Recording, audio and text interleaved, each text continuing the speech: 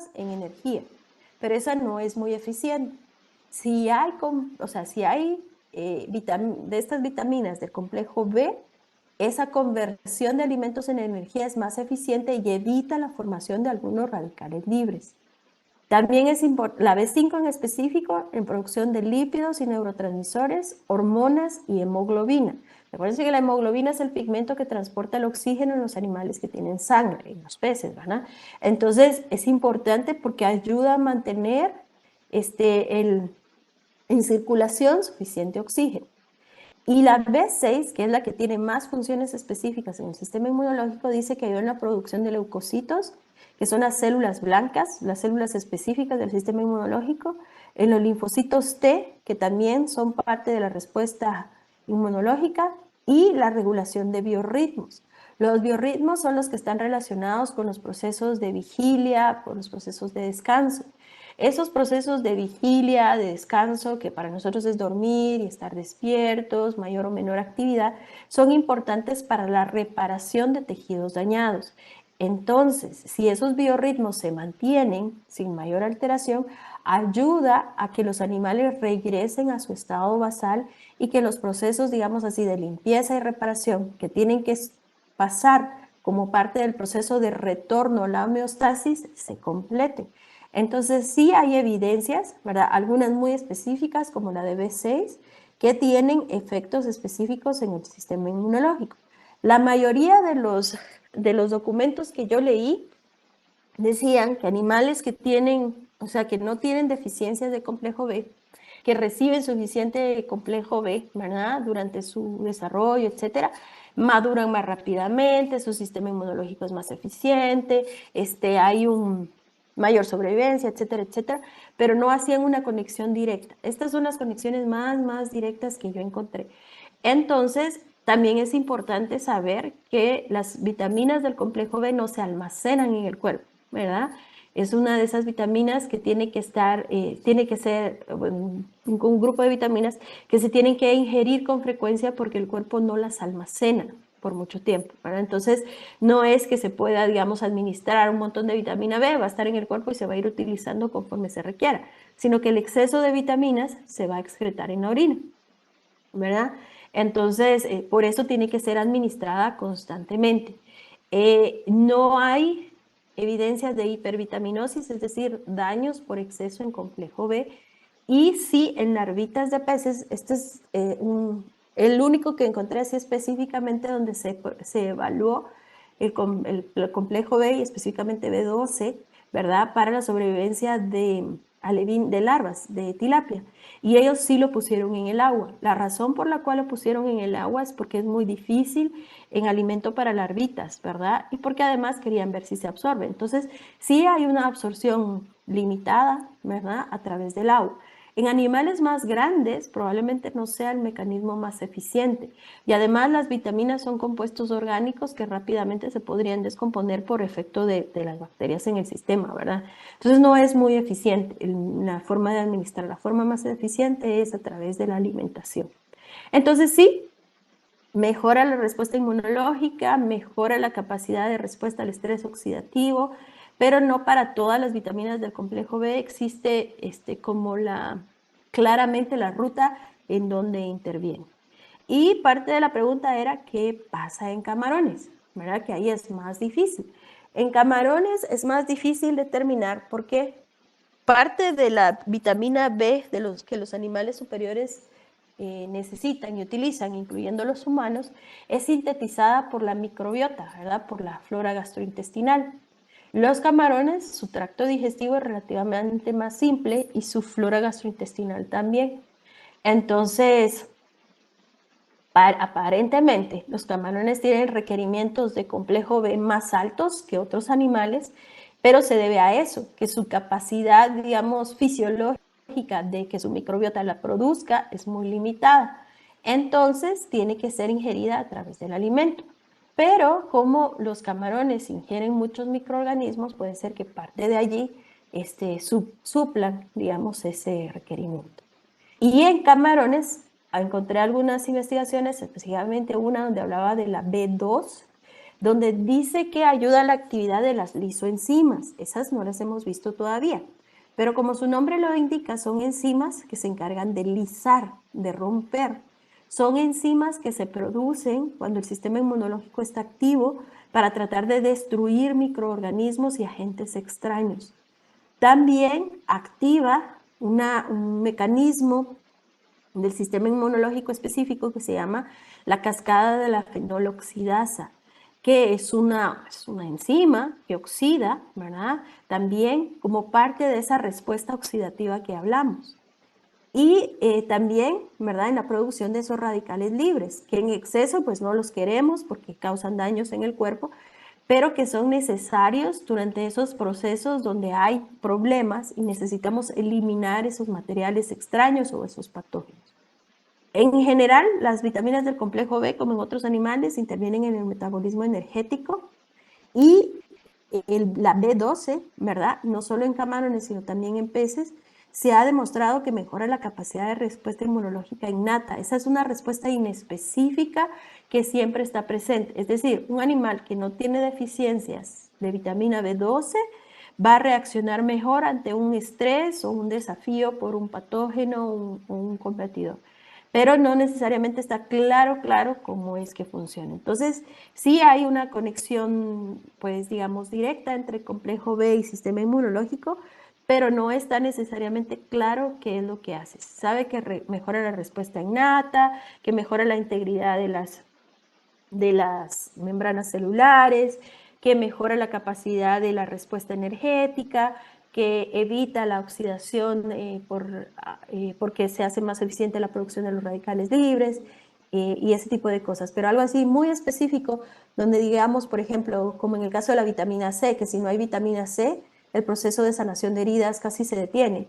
En vitamina B, como intervienen muchos más aspectos, pues en general creo yo que causaría su deficiencia una disminución en la inmunocompetencia, ¿verdad? Pero que algo específicamente se limite o se corte, no.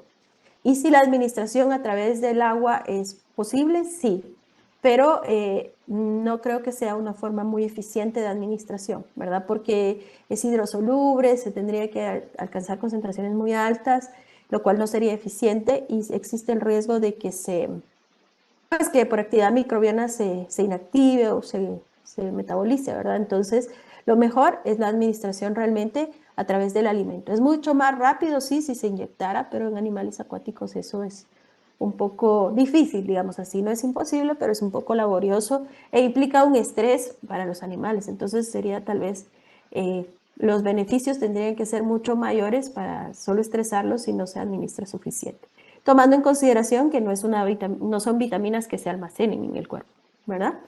Entonces, espero que esto responda, aunque sea en parte, ¿verdad?, la duda que me plantearon ayer. Fue un ejercicio interesante, ¿verdad? Preguntar y que me dijeran y leer. Entonces, no sé si estamos bien allí, si tienen alguna otra pregunta. Con gusto, Andrea.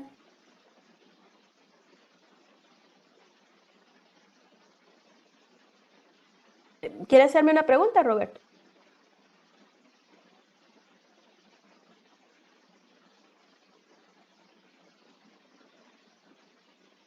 ¿No? Ok. Muy bien. Entonces, si no hay preguntas, vamos a pasar a describir la respuesta al estrés en camarones. ¿De acuerdo? Vamos ahora a pasarnos a los camarones. Ya habíamos pasado en los camarones. Entonces voy a pasar rapidito algunas partes y luego ya entramos en el sistema inmunológico. Dijimos que en los camarones lo que tenemos es un sistema neurocrino, ¿verdad? Que hay neurotransmisores específicamente, que podemos describir la respuesta al estrés en términos generales muy similar, ¿verdad?, a la de los peces. Hay una fase inicial de alarma, donde el animal pues va a tratar de, si es un ambiente estresante, de huir, alejarse del estresor, se va a alterar el equilibrio de la osmorregulación y por eso con mucha frecuencia mudan. Va a haber una liberación de glucosa, ¿verdad?, por eso la glicemia. Que los neurotransmisores pues van a alterar ¿verdad? El metabolismo energético, en principio para movilizar las reservas energéticas, que el animal tenga suficiente energía para sobrevivir. No hay producción de cortisol, ¿verdad? Pero eventualmente vemos los mismos efectos que sucederían en un pez. Y lo que tenemos acá es un diagrama de la anatomía interna de un crustáceo de un camarón, ¿verdad? Este es un camarón de agua dulce por sus quelitas. Pero lo que quiero que veamos es que dijimos que el complejo neurosecretor más importante son la glándula X y el órgano X y la glándula del seno, que también se llama está muy cerca en la base del pedúnculo ocular. Y esto está conectado, lo que tenemos aquí es el ganglio anterior o pseudocerebro, es el ganglio más grande, ¿verdad? No se considera un cerebro verdadero porque no integra toda la información de todo el cuerpo. Si nos damos cuenta, esto que está acá rosado es el cordón nervioso ventral, ¿verdad? Aquí está el cordón nervioso ventral. Es lo que cuando nosotros ponemos al camarón así en posición ventral y lo vemos, se ve una linita como grisácea o cafecita en la parte ventral. Entonces, ese es el cordón nervioso ventral. Y como los crustáceos se caracterizan por tener un cuerpo segmentado, ¿verdad? El cefalotórax son varios segmentos fusionados y luego tenemos los segmentos de la cola. Pero en cada uno de esos segmentos hay un ganglio, ¿verdad? Un ganglio nervioso es un área más densa de nervios, ¿verdad? Hay varios nervios que se especializan en la información de ese segmento, la procesan y dan respuesta si es necesario. Entonces, si es una respuesta relativamente simple, ¿verdad? No es algo, no se envía hacia el cerebro, sino se queda a este nivel. Por eso es que no se considera un cerebro verdadero, porque no es que todo se centralice en esta región. Pero sí es un pseudocerebro o protocerebro, porque la mayoría de la información, pues sí se procesa allí, ¿verdad? Entonces, esto es solo para que veamos cómo está distribuido y por qué es un poco diferente, ¿verdad? Y les decía, uno de los principales complejos neurosecretores está acá, y acá en esa glándula del seno y el órgano X y el órgano Y, además de la respuesta a las tres, ¿verdad? Se regulan muchas otras cosas, como la muda y la reproducción, y por eso es que cuando ustedes les explicaron en camarones, ¿verdad? Lo que se hace es la ablación ocular para tratar de sincronizar a las hembras y de evitar, pues, de alterar, digamos, de alguna forma el proceso de la muda para que invierta más energía en la reproducción, ¿verdad? Pero por eso es que se concentra en esta región anterior. Y si nosotros vemos, esto es más información sobre el sistema nervioso de los decápodos. Y aquí vemos claramente, ¿verdad?, que hay una concentración de neuronas en la región anterior, ¿verdad? Aquí vemos las estructuras del órgano X, la glándula del seno, ¿sí? Los ganglios más importantes, pero vemos que hay otros ganglios menores. Entonces, y vemos la inervación. La inervación se refiere a cómo está la distribución de los nervios. Entonces, no hay si nosotros regresamos acá, no hay un sistema endocrino como tal, porque los órganos endocrinos más importantes realmente son solamente las gónadas, ¿verdad? Para que sea un órgano endocrino tiene que producir hormonas, y hay muy pocas hormonas verdaderas en crustáceos, ¿verdad? Están las hormonas de la reproducción, sí, pero no hay hormonas como las catecolaminas, no hay cortisol y esas otras hormonas. Lo que sí hay son neurotransmisores, ¿verdad?, que suplen o hacen funciones similares. Entonces, una de las cosas que ya vimos que se afecta considerablemente cuando hay estrés es el flujo de energía, el metabolismo energético. Y lo que tenemos aquí son tres de los principales sitios donde se da el metabolismo energético en camarón, ¿verdad? Las branquias tienen que ayudar en el intercambio gaseoso, ¿verdad? Tienen que proveer el oxígeno para que el oxígeno se utilice en el hepatopáncreas para oxidar las reservas energéticas y que esas sirvan de fuente de energía para el músculo y para todos los órganos del camarón. Entonces, lo que tenemos aquí es eso, ¿verdad? Vamos a ver cómo se comporta el flujo de energía en estos tres órganos o tejidos: las branquias, el hepatopáncreas y el músculo, ¿de acuerdo? Cuando un camarón está estresado, ¿verdad? Por ejemplo, tiene problemas de oxígeno o cuando hay algún estrés, lo que necesita es obtener mucho más oxígeno. Necesita mucho más oxígeno para poder oxidar sus reservas energéticas. Entonces necesitamos una explosión respiratoria, ¿de acuerdo? Entonces eso es lo que vamos a ver aquí. Sí, no hay suficiente, porque lo que va a suceder cuando hay un problema de hipoxia es que no hay suficiente oxígeno disponible y el animal requiere de ese oxígeno. Entonces, ¿qué va a hacer? Va a entrar en una fase de metabolismo anaerobio, ¿verdad? Para obtener la energía que requiere. Y va a hacer un proceso que se llama respiración oxidativa. ¿De acuerdo? Ese proceso de respiración oxidativa o explosión respiratoria va a afectar directamente al sistema inmunológico porque produce radicales libres. Ya vimos que hacen los radicales libres. También implica que se requiere mucha más energía y las rutas metabólicas que normalmente funcionarían no funcionan, se detienen, ¿verdad? Entonces, se detiene la síntesis de aminoácidos, ¿de acuerdo? Porque lo que entra es un proceso de utilización de aminoácidos. Como necesitamos energía, y recuérdense que los animales acuáticos utilizan más energía de proteínas que de lípidos, vamos a empezar un proceso de glicólisis para que entre el ciclo del ácido cítrico, o del, ¿cómo se llama? El ciclo de Krebs, y también de la utilización de aminoácidos, ¿verdad? Entonces se va a alterar el metabolismo energético de las proteínas para obtener energía a partir de las proteínas. Y si obtenemos energía a partir de las proteínas, estamos excretando más amoníaco, porque lo primero que se tiene que hacer es la desaminación de esas proteínas, ¿verdad? Entonces eso es lo que se hace. Esto con el fin de suplir las reservas energéticas que necesitan órganos como el músculo, ¿verdad? Entonces, recuérdense que siempre los procesos son los mismos. Primero es una glicólisis para hacer un proceso del ciclo de Krebs, ¿sí? El problema es que el sistema está actuando de forma deficiente porque no tenemos suficiente oxígeno o no tenemos, disculpen un segundo.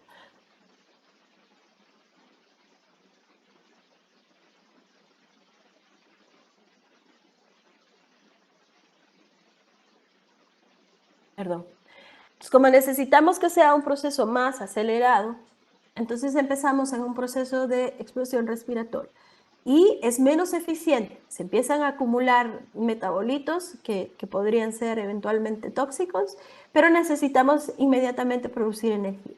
Entonces, al igual que en todos los animales, vemos que hay alteraciones fisiológicas en todos los sistemas.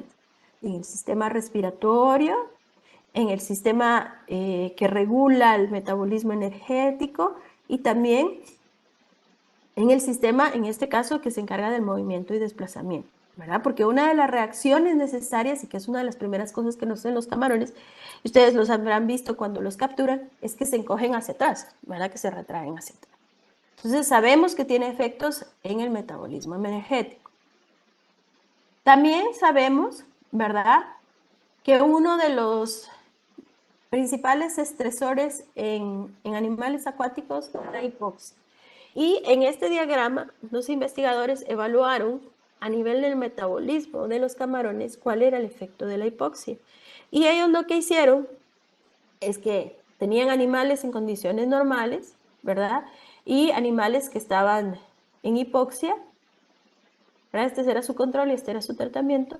Y evaluaron 44 diferentes metabolitos en la hemolinfa. Extrajeron hemolinfa y midieron aminoácidos, ácidos grasos, moléculas intermedias del ciclo tricarboxílico, es decir, del ciclo de Krebs, productos finales del metabolismo anaeróbico, porque sabemos que eso induce a un metabolismo anaeróbico.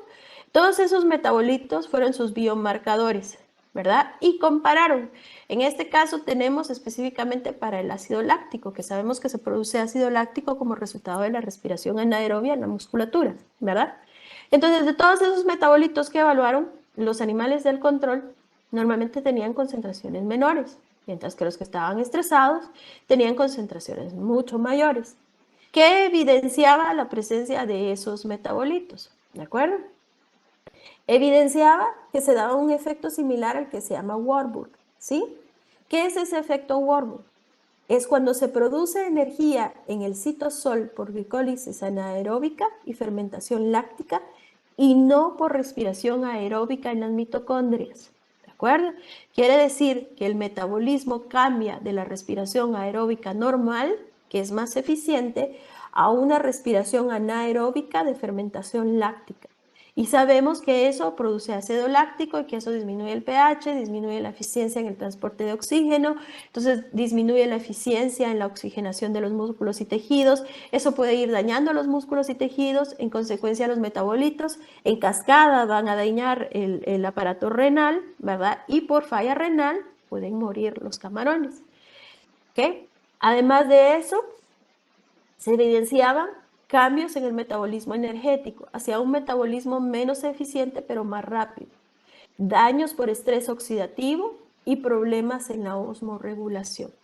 Entonces, ¿cómo lo vemos nosotros en los camarones? ¿Verdad? Lo vemos como problemas en la mineralización, en el contenido de almacenamiento de agua, en mudas que no están asociadas al crecimiento. Lo vemos en daños a nivel del hepatopáncreas y de los órganos internos, ¿verdad? Lo vemos como poca capacidad de almacenamiento de energía, debilidad general, flacidez muscular, alto factor de conversión alimenticia, baja eficiencia energética, poca capacidad de responder a otros estreses, y eso es en consecuencia de que el metabolismo en general está estresado. Entonces, la respuesta al estrés es una respuesta muy compleja, que al final es similar a la que se ve en peces, ¿verdad? Es prácticamente igual, pero no vemos los mismos compuestos porque no tenemos las mismas estructuras. Pero inicialmente vemos un pico en la glucosa, ¿sí? Porque se necesita energía. Después vemos un cambio en el metabolismo energético, la producción de metabolitos, ¿verdad? Intermediarios y metabolitos asociados a la respiración anaerobia, la acumulación de radicales libres y los daños asociados a la oxidación de los órganos por la presencia de esos radicales libres. ¿Sí? Aquí vemos este diagrama, resume, si queremos ver, cómo es que responden los decápodos a un tipo de estrés en particular, a un tipo de estrés que está asociado a bioagresores, es decir, a patógenos. A eso es lo que se refiere. Y lo que vemos aquí son hongos. Sabemos que los hongos lo que tienen son betaglucanos, ¿verdad? Son sus antígenos. Tenemos bacterias gram negativas, que sus principales factores antigénicos son lipopolisacáridos, y bacterias gram positivas, que sus principales factores antigénicos son peptidoglicanos. Y lo que tenemos aquí, ¿verdad?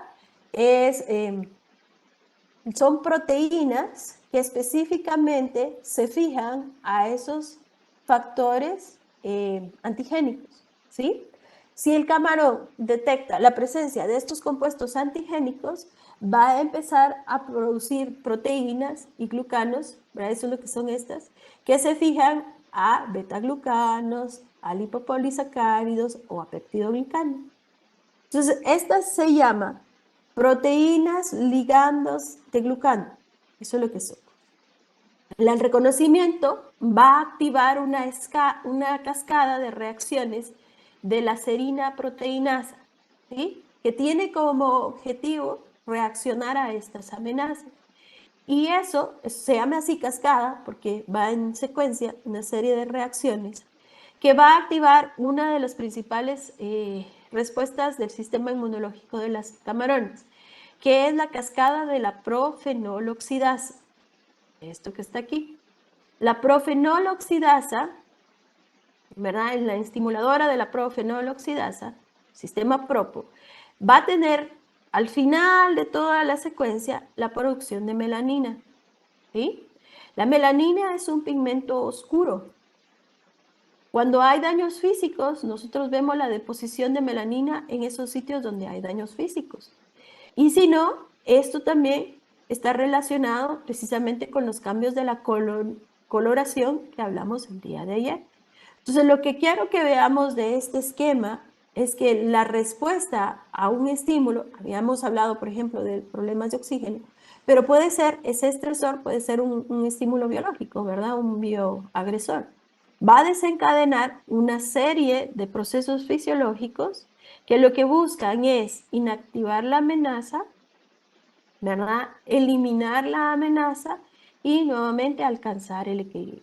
Entonces vemos aquí que en esta serie, en algunos procesos, ¿verdad? Se inhibe y en otros procesos se activa. Entonces lo que hacen estos es que activan finalmente la deposición de melanina, y si nosotros vemos melanina u oscurecimiento en los camarones a cambio en la coloración, sabemos que hay un proceso de respuesta a generalmente un bioagresor. ¿De acuerdo? Entonces es una respuesta inmunológica compleja y es una respuesta que está relacionada con la respuesta al estrés. ¿Qué pasa si no es un bioagresor, sino que es un daño físico, ¿verdad? Entonces, de la misma forma, se va a activar una cascada, la cascada de la profenol oxidasa, no estaríamos aquí, no se activaría a través de la cascada de la serina, pero sería porque se determinó que hay un proceso, un daño físico, se activa el proceso inflamatorio y el objetivo final es la deposición de melanina, que es un compuesto inerte que evita la proliferación de los microorganismos. Y también porque en sus procesos anteriores se produce fenol y quinonas que tienen efectos antimicrobianos importantes. Y al final lo que tenemos es esto, el oscurecimiento y la cicatrización, ¿verdad? Donde ya se han cerrado las heridas, se han reparado los daños y podemos ver pues los resultados. Esto que tenemos aquí, y aquí sí hay... Ajá. El proceso que mencioné anteriormente, como en términos de tiempo, ¿cuánto tarda, por así decirlo, Digamos de que se da el estímulo hasta que se... en respuesta, digamos, ajá, después de verla? Después de ver eso, es una buena pregunta. Depende de la temperatura y de la condición general de los camarones, pero toma aproximadamente entre 3 días y una semana para ver el oscurecimiento. Y Ya, digamos, tengo, iniciando, ajá, digamos, con el ataque. con el estímulo, Ajá, ajá, a eso me refiero. Ah, sí. bueno, gracias. Y ahorita solo voy a ver aquí. Bien, tengo una pregunta del chat. Dice, en el caso de la astaxantina, el que le da el color al camarón, ¿puede verse alterado o eliminado por algún patógeno? Sí. Recuérdense que los animales no pueden sintetizar astaxantinas, tiene que ser por ingesta, ¿verdad? Entonces, estas astaxantinas provienen de la dieta del camarón. Y las astaxantinas, los carotenoides, son provitaminas, ¿verdad? Entonces puede ser que aunque en la dieta de los animales haya una buena concentración, pero por alguna razón los animales están estresados, entonces van a consumir esos compuestos que son antioxidantes y provitaminas y no los van a depositar en la dermis y entonces no se van a oscurecer cuando se cocinen. ¿Había otra pregunta por ahí?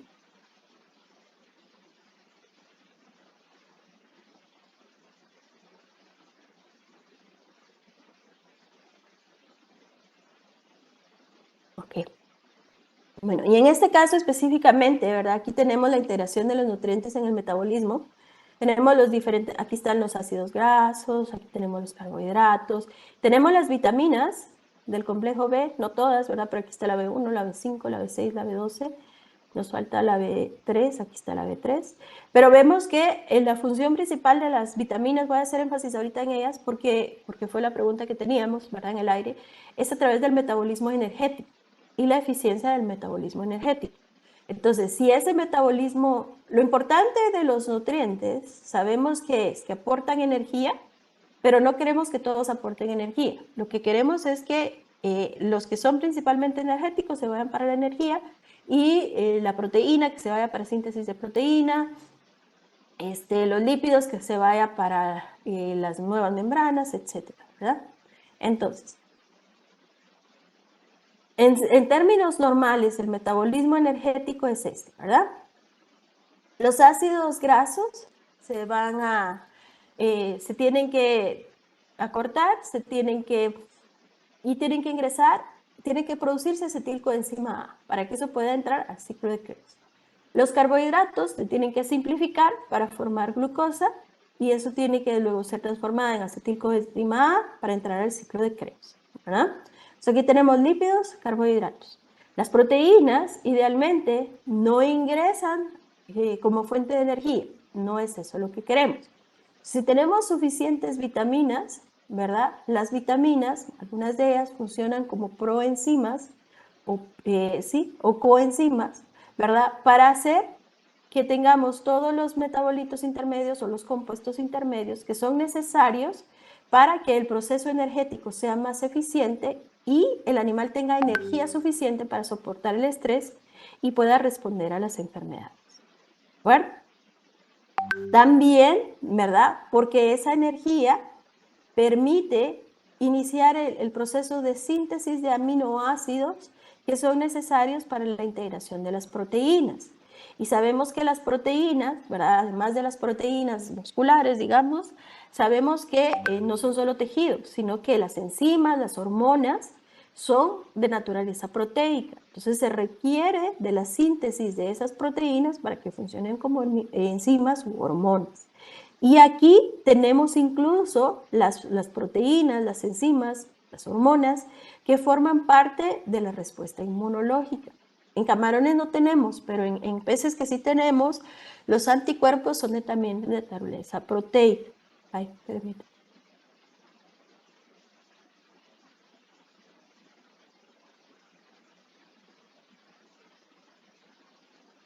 Ok, entonces, cuando este metabolismo se altera, ¿verdad? Porque necesitamos más energía,